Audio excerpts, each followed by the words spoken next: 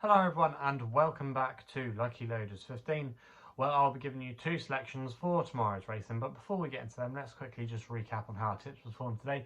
In the end, it was another frustrating day. The only good result we had was an each way return with the Longshot, Mooker Magic. I thought he ran a valiant race, and in the end he was just headed in the closing stages, but he was able to cling on and get third place. He ended up returning the final SP of 12-1. I did see at a few points today that I think he was as big in some places as 20-1. So if you're able to get on those bigger prices, then happy days for you guys. But yeah, that was our only good result today.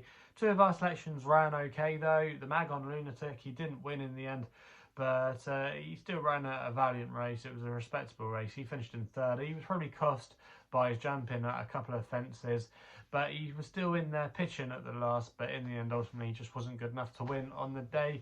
Kestrel Street, I thought at one point he was tanking. John Joe Neal looked behind him to see what was behind, and I thought, oh, here we go, we might get a winner.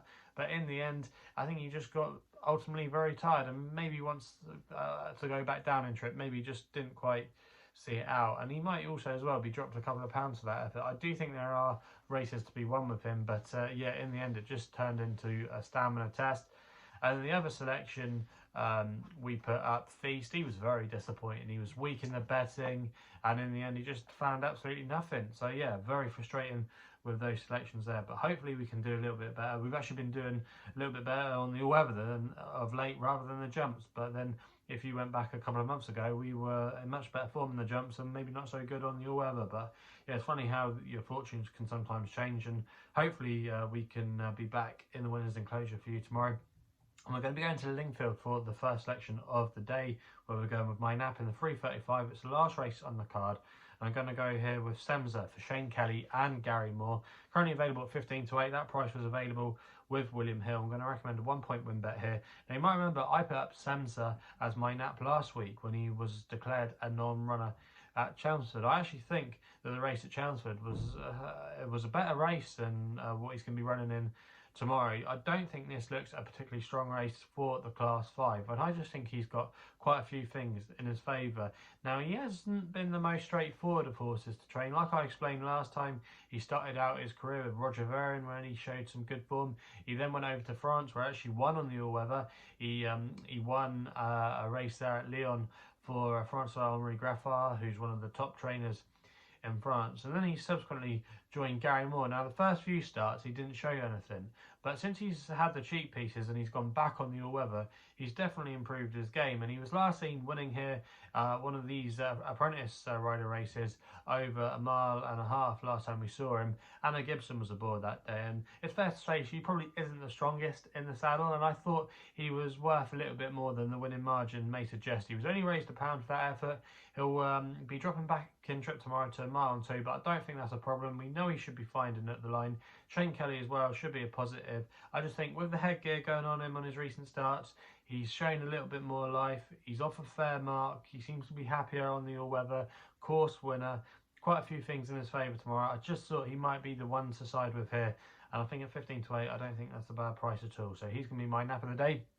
And then going to take a little bit of a flyer on my only other tip of the day. It's going to be my next best. I'm going to recommend a small stakes win bet in the 5:30 at Kempton on American Kestrel for Sean Levy and Richard Hannon. Currently available at 12-1 across most firms. Going to recommend, like I say, a 0.5 each way, or a 0.5, not each way, a 0.5 win only bet, I should say.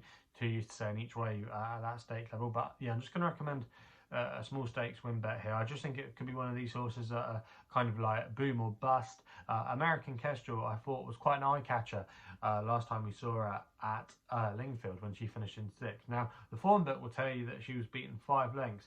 However, if you go back and watch the race, you just seem to find things happening a little bit too quick for her. And then she actually made some late headway in the closing stages. But if you go back and watch the race again, she, like I say, she was on the inside at Lingfield down the home straight, and that's not really the place to be. A lot of horses these days, especially on the all-weather tracks, it's down the middle, the far side you kind of want to be. You obviously don't want to be right on the far side Lingfield, but you don't normally want to be coming up that inside rail. I just think it's a slower piece of the surface, and it might have just gone against her there. And also as well, I thought she was a little bit short of a bit of room at a couple of points, and probably was a bit unlucky not to get a little bit closer to the winner. She wouldn't have won the race, but still, nonetheless, I think you can upgrade that run. And I think she'll strip fitter for it as well. If you actually go back for her form, she's quite an interesting horse. She actually won on heavy ground at Newbury as a 2-year-old and was good enough to at least be tried in this company. Okay, she was probably a little bit out of her depth there, but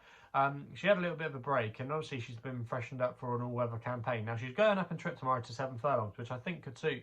You're going to have the likes of Sydney Street in here. There's a couple of others like Amanda Hug and Kiss. They might just make it.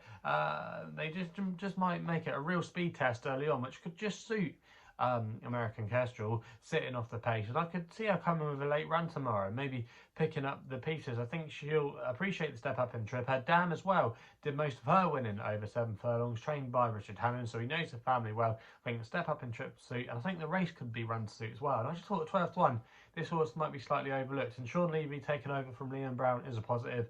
Before last time, Sean Levy had ridden her on all her starts, so he knows her well. And yeah, I'm hoping for a good run with American Kestrel. So they're the 2 tips for tomorrow's racing.